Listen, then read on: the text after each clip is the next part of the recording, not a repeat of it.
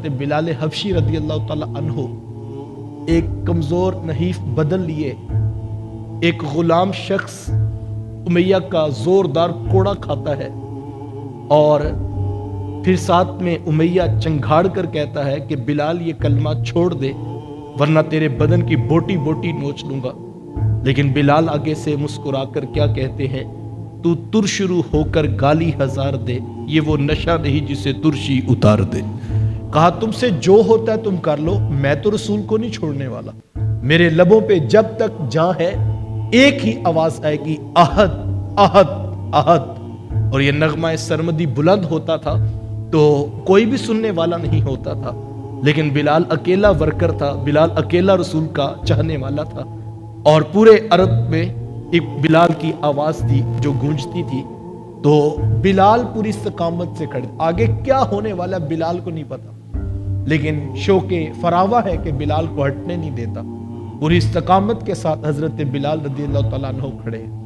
13 سال اذیتیں, دکھ, تکلیفیں, مصیبتیں, پریشانیاں, اور کسی ایک صحابی نے بھی آ کر حضور سے نہیں کہا کہ حضور منزل کہاں پر ہے, آپ تو اللہ کے رسول ہیں اور آپ سچے رسول ہیں, وہ منزل کہاں پر ہے, جو پیغام آپ لے کر آئے ہیں وہ تو کامیابیوں کا پیغام ہے, وہ تو دو جہاں کی سرداریاں بانٹنے والا پیغام ہے.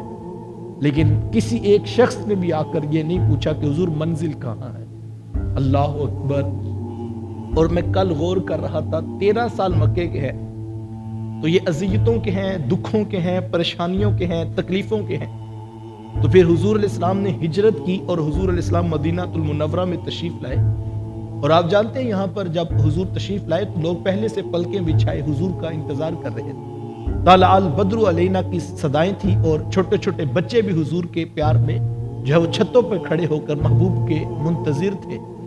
تو بڑا خوبصورت دن تھا, اور خیال پڑتا ہے کہ جب حضور مدینہ المنورہ میں آئے تو سارے دکھ ختم ہوں گے, تکلیفیں ختم ہوگی.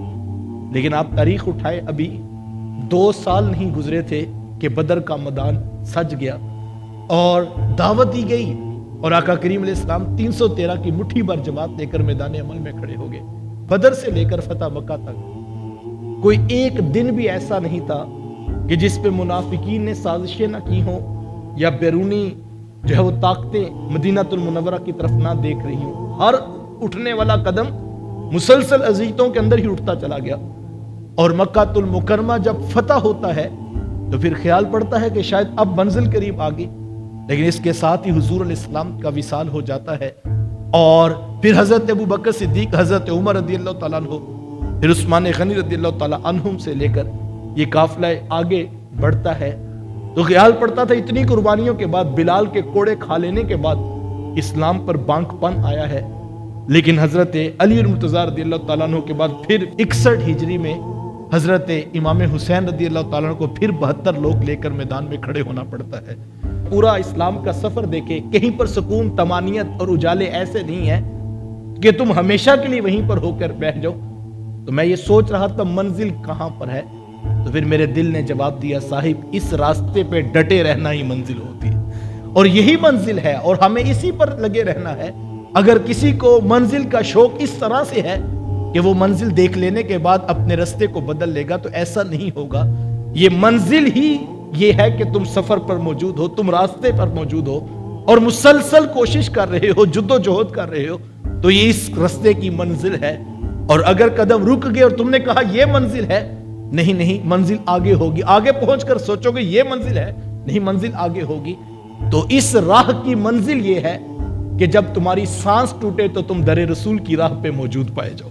اس راہ کی یہی منزل ہے کہ تمہاری سانس ٹوٹے تو تم مسلسل جد و جہد کے ساتھ اسی پہ کھڑے ہو.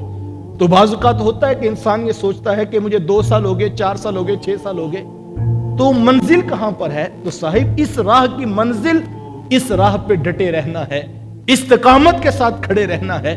تو اگر اس راہ پر جو ہے وہ آپ استقامت کے ساتھ کھڑے ہیں تو اللہ سے یہ مانگیے کہ مالک جب سانس ٹوٹے تو رستہ یہی ہو, در نہ بدلے اور رستہ نہ بدلے, تو یہ منزل ہے جس کی جہاں سانس ٹوٹی وہی منزل تھی. حضرت سمیہ رضی اللہ تعالی عنہ جب اسلام کا آغاز ہونے لگا اور اسلام کی تعلیمات پھیلنے لگی تو ابو جہل نے مکہ المکرمہ کے ایک چوک میں ان کو ذبح کر دیا. تو ان کی منزل وہی مکہ المکرمہ کا چوک تھا، اور وہ کامیاب نکلی. کیوں؟ چونکہ جو خنجر چلا تھا محبوب کے نام پہ چلا تھا. تو منزل یہ ہے کہ ہم رستے پر ہی ہیں، ہمارا رستہ نہیں بدلا اور ہم پوری استقامت کے ساتھ اس راہ میں کھڑے ہیں. پھر بدر سے لے کر احد تک، اور پھر خندق تک، اور پھر فتح مکہ تک، ہر کسی کی منزل وہ رستہ تھا. لہٰذا جو بڑی منزلوں کے مسافر ہوتے ہیں وہ رستے کے ساتھ جڑے رہتے ہیں. اور یہ اتنا نازک رستہ ہے، یاد رکھنا، اگر اس میں اخلاص نہ رہا تو ملے گا کچھ بھی نہیں. یہ راہیں اخلاص کی راہیں ہیں، اور یہاں پر کسی قسم کی جو ہے وہ تمنا آرزو اور آ گئی تو یار ناراض ہو جاتا ہے. وہ یہ چاہتا ہے کہ میرا بندہ میرے لیے جینا سیکھے اور اس کا ہر قدم میری خاطر ہو. اس نے تو اپنے محبوب سے فرما دیا، قل ان صلاتی و نسکی و محیای و مماتی للہ رب العالمین. اللہ اکبر. کہا محبوب تو خود اعلان کر دے کہ لوگوں میری نماز، میری قربانی، میرا جینا اور میرا یہاں سے چلے جانا للہ رب العالمین، تمام جہانوں کے پالنے والے کے لیے ہے، سب کچھ اس کے لیے ہے. اور یہی اس راہ کا حسن ہے کہ انسان جو ہے وہ اللہ کے لیے کام کو کرے. اور اگر آپ اخلاص کے ساتھ جڑے ہوئے ہیں تو یہ راہ منزل ہے، اور اسی راستے پر ڈٹے رہنا، استقامت سے چلتے رہنا، یہ اس راستے کا جو ہے وہ بانک پن ہے. مجھے اور آپ کو اس راہ کو اختیار کرنا ہے.